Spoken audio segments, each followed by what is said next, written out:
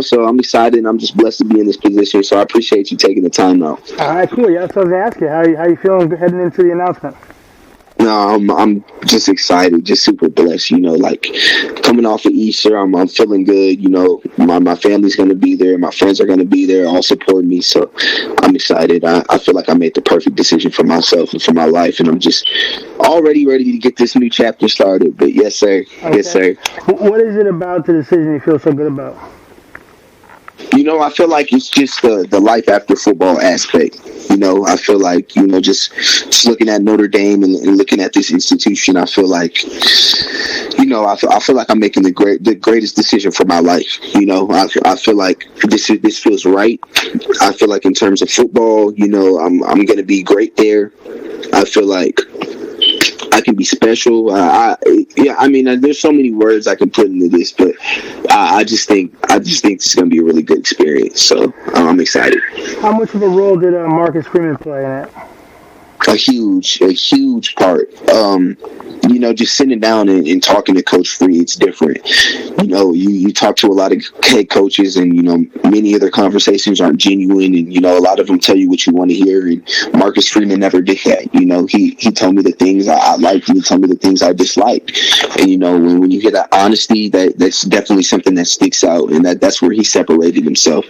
And in terms of staying in constant communication and staying in constant contact, he did that, and he got the chance to know me, my parents, my sister. It was a huge honor. So just seeing that he was selfless and really invested his time into this whole entire recruiting process was awesome, and I think that would be huge. How about Coach Stuckey? Obviously, he played, if I'm being real, he played the hugest role. Right when he took the job, he texted me before it was even announced. He told me where he was going. And, when he was at Baylor, he wasn't recruiting me as hard. And, I was kind of confused. So when he texted me after Clear Blue Sky, he sent me half a paragraph, page long essay. He was like, man, he was like, I'm going to Notre Dame. And he was just telling me how he wants me to be a part of his class, and he wants to build a wide receiver U there. He could have sent that to a million other recruits for all I know, but just something about it seemed so genuine. And we just went over, just life, and just really getting to sit down and getting to know him and get a feel for him as a genuine person was just super awesome. It showed me a lot about, this recruiting process and how real and how fake people can be. We were having conversations outside football. It isn't just football talk with Coach Stuckey, and that's what really sticks out to me about him, because, at the end of the day, I could break both of my legs tomorrow, and I still feel like, the relationship that we've built has been, it hasn't been surface level. He hasn't been talking to me about just, running routes and catching balls and, winning Blacknikoff awards. You know what I'm saying? Like he's talking to me about, his passions and, where he sees himself in a few years, and, his love for coffee and his love for family, and, how he wanted to be a pastor growing up. So, it's just a lot of different things about him that really spoke to me. So yeah, he's a great dude, and I feel like I'm going to be coached really well when I get up there. How about the academics? How big of a role did that play? Ooh, huge role. Like I say, the life after football aspect was obviously a big thing. A big part of that comes in academics. I could have went to Alabama or LSU and got a decent degree, but at the end of the day, with a Notre Dame degree behind you, there's a lot of places you can go with that. So a lot of people are taking that opportunity for granted, especially in a day like now where NIL is coming into play and everything, but people aren't thinking of the big picture in terms of this whole thing. So academics was definitely the main deciding factor, and that's why Stanford and Notre Dame. It came down between those two because, those two offered me, that opportunity, along with the fact, play early and get in there and make an impact for their program. So, just looking at academics, obviously that stood out. But, what gave Notre Dame the reach over Stanford was the fact that, they're competing at, national championship level, consistently. And, that's something, Stanford used to be able to do. But, in the past, 5 years, they really haven't been able to, give people that. So, obviously, that I have a lot of love for Stanford and that whole entire institution. But, Notre Dame is really where that stood out to me. So I was like, man, if I can go win a national championship and get a master level degree, like a degree people would die for, like that's what I want to do. So yeah, academics played a huge role in it. To be on the field, how do you see yourself fitting in the scheme, offensive scheme? What do you think you'll be able to do in the offense they're running?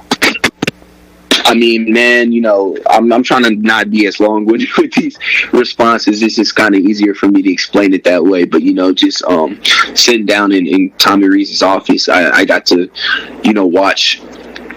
watch film, and I sat in a lot of film meetings before. And I mean, I really never saw how it fitted in some offenses, but when I'm looking at Coach Reed's offense, I see exactly why I'm a top priority for them. I mean, when you look at my film and you compare the film he was showing me, a lot of it was deep threat, route running. I mean, we're talking about deep posts and moving me to the slot and running flies down the middle of the field. I mean, those are my kind of plays. And I mean, obviously he's going to expand my route running game. I'm going to be seeing running hitches and double moves and comebacks and stuff like that. But I feel like they're really maximizing what I do best in terms, and then they're adding a little sauce to my game, I like to say. So I feel like, yeah, on the field, I'm definitely going to be a deep threat in that offense, and I'm not disappointed in that at all because that's my forte. But I feel like in terms of development, I developed there, and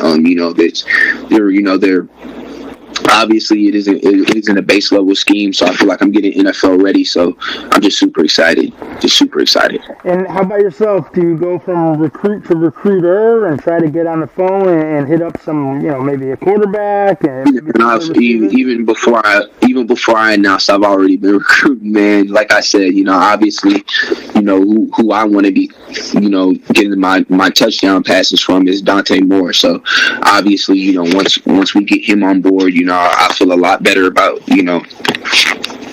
about these next couple years. But, I'm still confident that even if Dante isn't throwing me the ball, that somebody's going to be in there to spin it to me. But, obviously he's somebody I really want. And, I've been saying in his ear about it. And I feel like we stand with him is super nice. Along with Jaden Greathouse, I want him playing alongside of me. He's another kid from my area. So I feel like, just growing up, we've kind of been on the same path. We've been playing flag football against each other for the longest. And, obviously he went to Westlake and I went to Del Valley. So we played in the same district. So, we were always competition. But, just two boys from Austin, Texas, going to South Bend, Indiana to play football together is just, never heard of. So, we're just trying to rattle our city a little bit and, ruffle some feathers. And then, obviously Cornell Tate. I mean, that's just imagining me, him, and Tobias on the same field is just, outrageous. So I feel like once we get Dante, where we stand with Cornell, it's gonna be even greater. But definitely him, and then Rico Flores is somebody I feel really, really good about. So just building this receiver room is where I'm at right now. So in terms of being the recruiter, yeah, that's what I'm gonna do, man. So all right. And do you have any plans to get back up there at any point? I wanted to get up there this upcoming weekend, but we weren't going to be able to make it. So instead, I'm going to just be taking my official the 10th through the 12th, and then obviously for a couple of game day visits, and then I'll be all ready to, get up there. So I'm excited.